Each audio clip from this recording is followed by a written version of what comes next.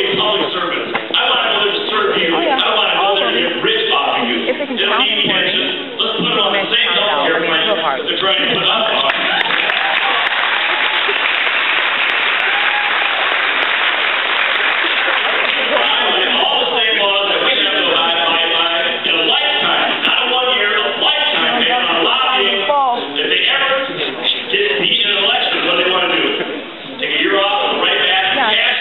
On being a public servant.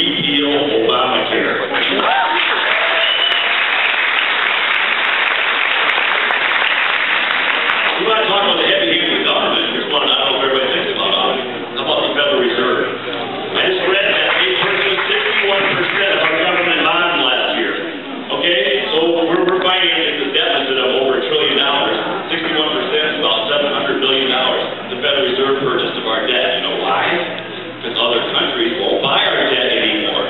They wonder if we can pay it back. That's monetizing the debt. That's taking it from this pocket, putting it into that pocket. I don't agree with that. Ronald Reagan, when he was in office, one of the things he did to restore the economy is a strong dollar policy. We have the exact opposite. It's a weak dollar policy. You wonder why your gasoline is going up? It's because of the Federal Reserve. And the other thing that makes me upset, my 82-year-old mother she had 10th grade education. My mom and dad worked their whole life, 10th grade education. She owns her own home, and she has $50,000 in the bank account. And that's her each. Okay? She should be getting about $350 a month in interest. That means a lot to my 82-year-old mother. Do you know what she's getting in interest a month? $35 a month on $50,000. Because the Federal Reserve had an easy money policy, and I'm on the bank board of directors. And I was in the meeting Thursday, and I asked, what do we pay to borrow money at from the Fed? 0.04%. Basically, free. I jokingly raised my hand and said, they're going to pay us to borrow money. So the interest rates are low, so my 82-year-old mother, they need to impact her lifestyle so that the bank can make more money on their interest margin. That's just plain wrong.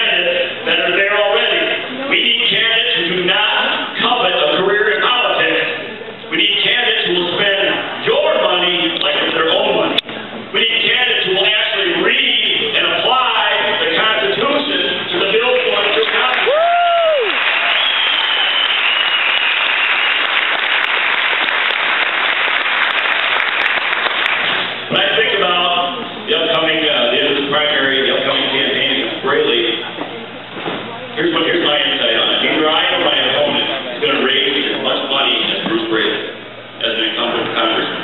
Neither I nor my opponent is going to have a more professional staff and organization than Bruce Braley. And neither I nor my opponent is going to have more name ID out there in the first district than Bruce Braley. Okay, so I disagree with what my opponent said. I think at the end of the day, the candidate is the most important factor in this election. We need a candidate who can stand toe-to-toe and debate Bruce Braley and beat him.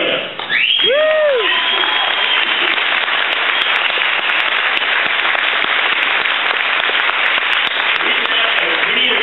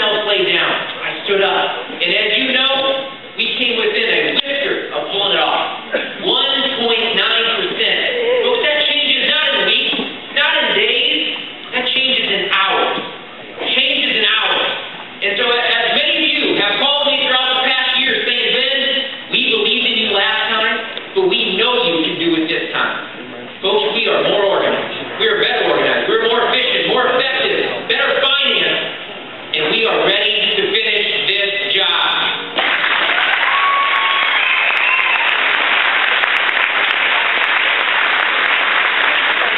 I get asked the question sometimes, Ben, why do this? Why run the United States Congress?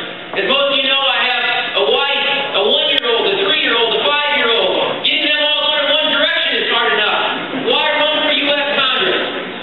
Folks, we are looking at one of the most profound moral failures in social injustices in our lifetime, in our national debt. $15 trillion in debt.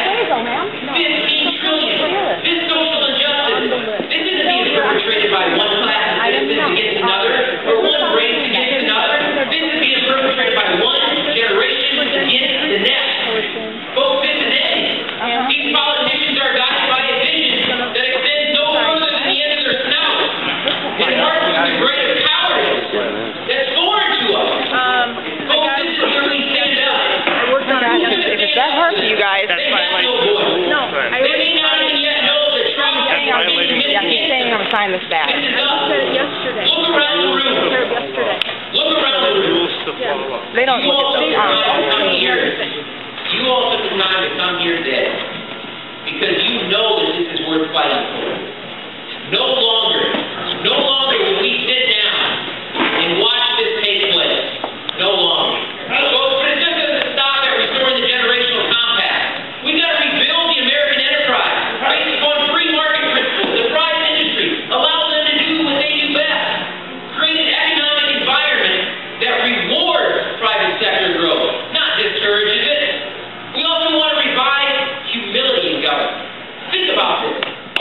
For the first time in America's history, you are being forced to purchase a product from a private company in Obamacare. You have unelected board of bureaucrats that are determining the cost, quantity, and quality of your health care. No more. We will not tolerate it. We must stand. We must stand. We don't stop there. We don't stop there. We are Republicans and we are ready to win this. We have to reclaim our public education system.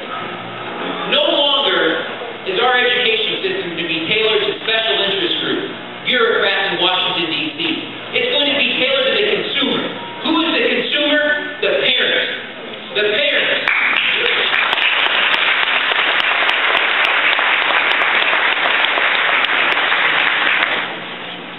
Folks, this is a huge commitment for my wife, for my family, for my parents, for my in-laws.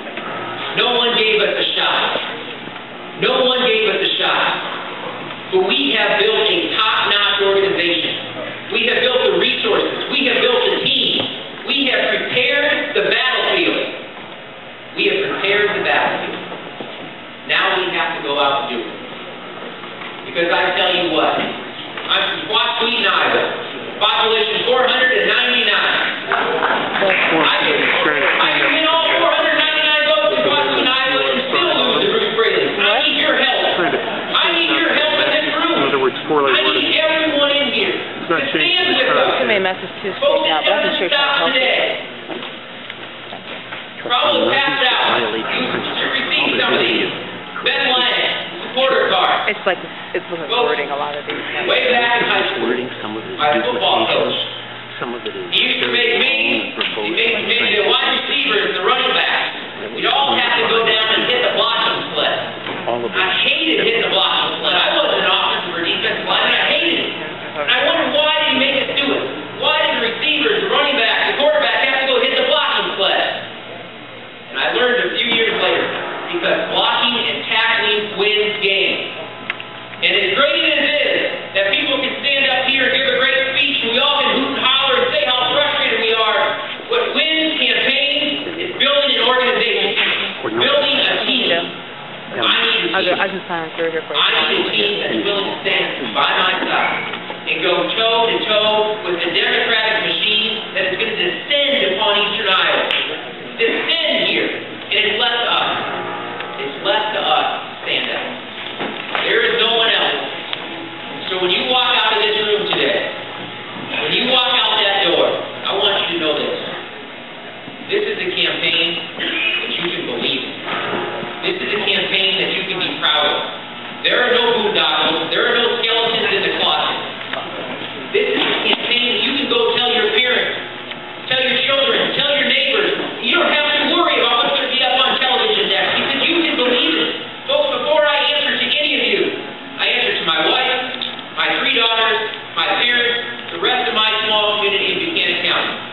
I'm asking you to take the 10 seconds and fill out that supporter card.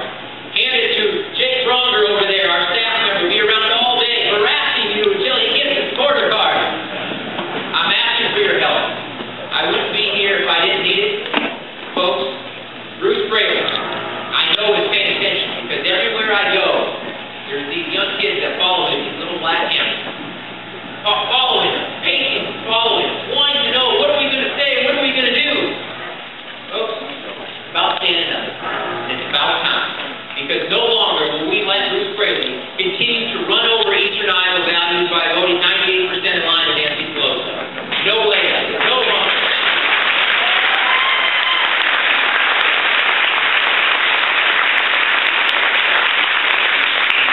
I do want to say, I talked a little bit earlier about blocking and tackling. This, what you're doing today, this is blocking and tackling. This is what we've gained. The fact that you would take the time out here Saturday to come here, thank you for doing it. Thank you for taking the time. Thank you for investing your energy, your resources. Thank you. You should be proud of it, because once you walk out of this door,